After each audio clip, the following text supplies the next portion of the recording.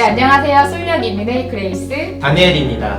현재 호주 내 전문 연구 인력은 굉장히 부족한 상황입니다. 정부에서도 하이어 에듀케이션에 해당되는 학사, 석사, 박사 졸업자들을 양성하기 위해서 많은 정책들을 내고 있습니다. 네, 그래서 오늘은 호주 대학원 학업에 대한 5가지 장점을 한번 알아보도록 하겠습니다. 첫 번째로 다니엘님이 생각하셨을 때 호주 대학원의 가장 큰 장점이 무엇일까요? 일단 호주 대학원의 가장 큰 장점이라고 한다면 대학 리서치 분야에 할당되는 큰 정부 예산입니다. 호주는 농업, 광산업, 그리고 관광업뿐만 아니라 여러 가지 분야에서 큰 성과를 내고 있는데요.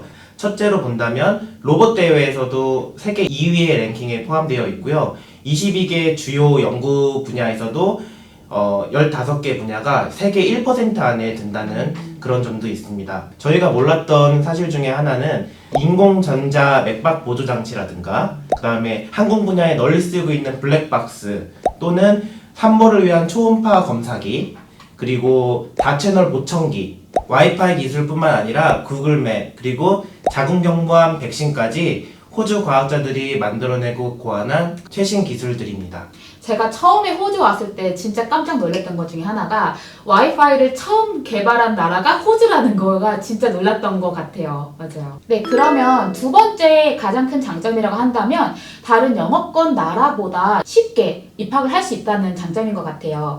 예를 들면 이제 미국 유학을 많이들 준비를 하시잖아요. 대학원 들어갔을 때. 근데 그때 기본적으로 필요한 게 GRE라고 해서 이거 대학원 입학 시험이거든요. 이 GRE를 준비하는 데에서도 시간이 굉장히 좀 많이 소요가 되기도 하고 또 그것뿐만 아니라 IELTS나 토플 같은 그런 공인 영어 점수도 있어야 되고 대학교 학점도 좋아야 되고 그뿐만 아니라 뭐 에세이 아니면 인터뷰, 라이팅 샘플 등 정말 준비해야 될 것들이 정말 많았었어요. 근데 반면에 호주 같은 경우에는요 정말 그 대학원을 석사, 박사를 준비할 때 기본적인 서류들이 굉장히 심플해요. 첫 번째는 영어 성적 그리고 그 다음에는 내가 대학교 졸업장이랑 성적표 이렇게 딱 기본적으로 2가지 서류들이 준비가 된다면 정말 특정 학과를 제외하고서는 웬만하면 학교를 준비하는데 수월하게 진행을 할 수가 있다는 점 같아요. 그리고 또 다른 점이 있다면 보통 한국에서는 대학교 학사의 그런 전공을 가지고 석사를 가야 된다, 그러니까 같은 전공으로 가야 된다라고 생각을 많이들 하시는데 호주에서 좋은 점 중에 하나가 내가 갖고 있는 학사 전공과 다르더라도 새로운 전공으로 석사 과정을 공부할 수 있다라는 장점이 있는 것 같아요. 내가 영주권으로 IT 또는 간호를 공부를 하겠다 하시는 분들 중에서 저는 전공을 그쪽으로 안 했는데 석사를 갈 수가 있을까요? 라고 많이들 물어보시는데 생각보다 문턱이 낮기 때문에 내가 석사 과정으로 IT 또는 간호로도 충분히 도전을 해볼 수가 있을 것 같아요. 그리고 또 하나의 차이점은 우리나라랑 학제가 많이 틀린 편인데요. 우리나라 같은 경우에 석사에서는 논문을 쓰고 연구를 하고 담당 교수님이랑 같은 한 팀을 이뤄서 뭔가 진행이 된다면 호주는 2가지 종류가 있습니다.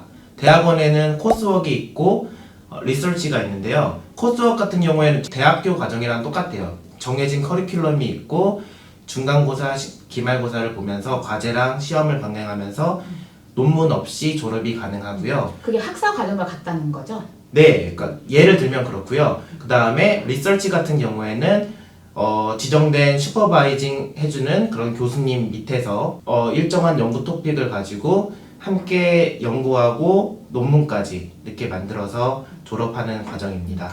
그래서 보통 한국에서 이제 석사 대학원 다니시는 분들은 졸업할 때 졸업 논문을 또 쓰셔야 되시는 거잖아요.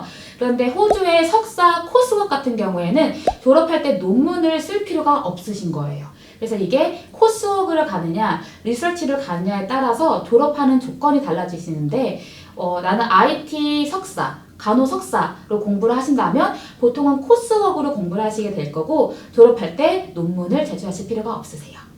그래서 어떤 분들은 가끔씩 내가 논문을 제대로 쓸 수 있을까, 교수님이랑 같이 커뮤니케이션을 제대로 할 수 있을까에 대한 그런 고민을 많이 하시는데요. 이렇게 코스웍 같은 경우에는 정해진 커리큘럼만 성실하게 따라가신다면 문제없이 졸업할 수 있기 때문에 너무 걱정하지 않고 도전하셔도 좋을 것 같습니다.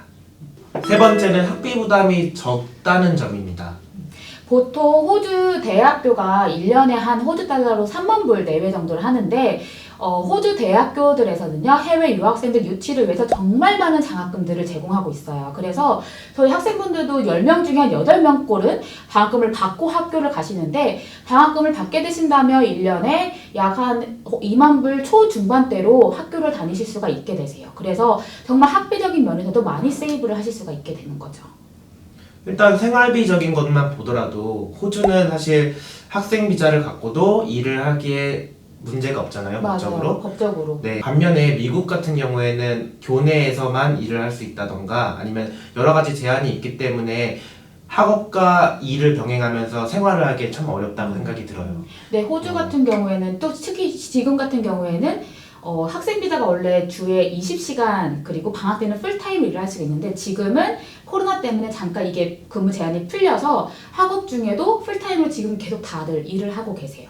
워낙에 인건비가 높은 나라다 맞아요. 보니까 그 학업과 일을 병행하기에 참 좋은 나라인 것 맞아요. 같아요. 맞아요. 네. 그리고 최근에 저희 학생의 케이스를 보더라도 UQ PhD 과정을 들어갔는데요. 학비 지원뿐만 아니라 1년에 3만 불 정도의 생활비 지원까지도 혜택을 받을 수가 있습니다. 그래서 지원하는 분의 역량에 따라서 약간씩 차이가 있지만 호주는 대체로 장학금에 대해서 좀 제너러스한 편이고 많은 분들이 실제로 장학금을 많이 받는 편인 것 같아요. 네. 맞아요. 그 다음에 또 다른 장점으로 어떤 게 있을까요? 또 다른 장점으로는 만약에 가족이 있으신 분들 같은 경우에 가족 동반으로 유학이 또 가능하다는 점이에요. 아내분께서 내가 만약에 석사과정을 공부한다 또는 박사과정 공부하신다 한다면 배우자분께서는 호주에서 풀타임으로 일을 하면서 충분히 서포트도 할 수가 있다는 거예요. 또 하나 장점이라 한다면 대부분 이제 자녀분들이 공립학교를 많이들 가시잖아요.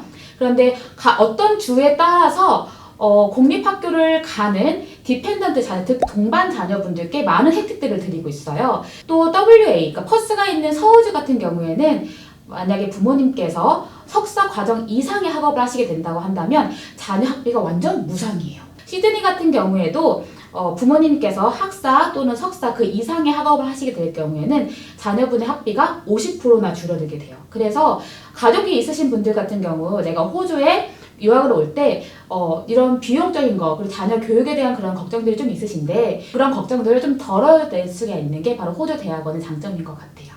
그럼 만약에 가족 동반 유학을 계획하고 계시다면 대학원이 차라리 나을 수가 있겠네요. 네, 그리고 특히나 그런 비자 승률에 있어서도 아무래도 하이어 에듀케이션 쪽이 확실히 비자 승인율이 굉장히 높은 편이고요. 거의 99%에 해당되는 승인율을 저희가 보유를 하고 있죠.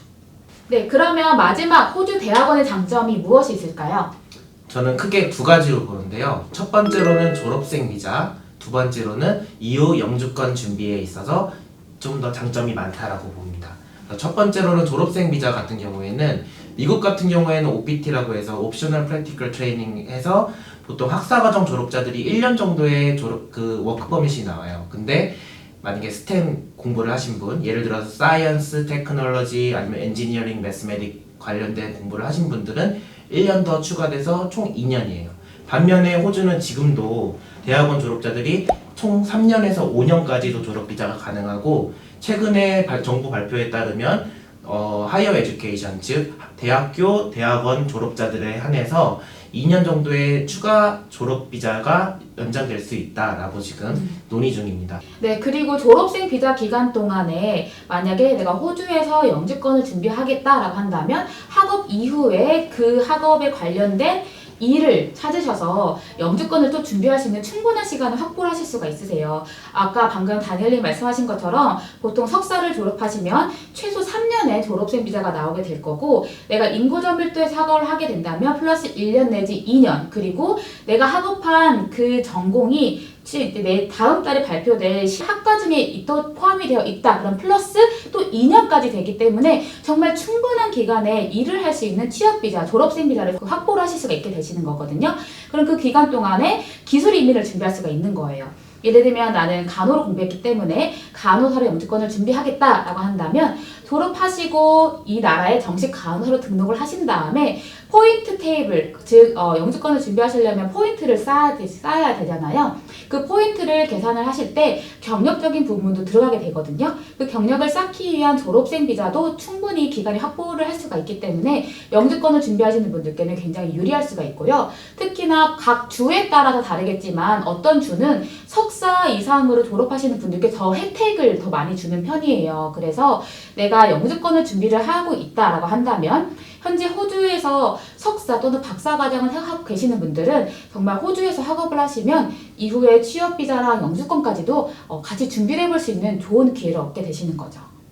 또 이후에 한 가지 더 장점을 더 덧붙이자면 호주에서는 박사과정 이상의 공부를 했을 때 20점의 추가 점수가 있고요. 거기에 나중에 교수로 임용되거나 그렇게 되면 영주권까지 그렇게 이어지는 경우도 많습니다. 또한 그다음에 리서치 아까 말씀드렸던 스템에 관련된 그런 분야를 공부하시면 10점의 추가 점수가 더 붙기 때문에 만약에 대학원에서 사이언스 테크놀로지 그다음에 엔지니어링, 매스메딕 그렇게 공부를 하신다면 10점의 추가 점수까지 확보할 수 정말 있는 그럼 겁니다. 높은 점수를 받을수록 영주권 이민을 받는데 더 많이 유리해지겠네요. 끝으로 해외 대학원 유학을 생각하신다면 보통 미국 또는 유럽만 생각하시는데요. 호주 내에도 세계적인 명성을 가진 좋은 대학교, 좋은 대학원 너무 많습니다. 모나시 대학교 예를 들면 약학 부분에선 세계 랭킹 1위고요. 그다음에 엔지니어링 같은 경우에도 50위권 안에 3개 대학이 포함되어 있고 100위권 안에는 13개 대학이 포함되어 있습니다. 호주는 엔지니어링뿐만 아니라 여러 분야에서도 두각을 나타내는 그런 과정들이 많기 때문에 호주 유학 정말 추천드리는 편입니다. 그래서 호주 대학원에서 석사 또는 박사 과정을 준비하고 계신다고 한다면 언제든 저희 솔리학 이민으로 문의 주시면 저희가 자세하게 상담을 도와드리도록 하겠습니다. 네, 그러면 저희는 다음 영상으로 다시 만나 뵙도록 하겠습니다. 감사합니다. 감사합니다.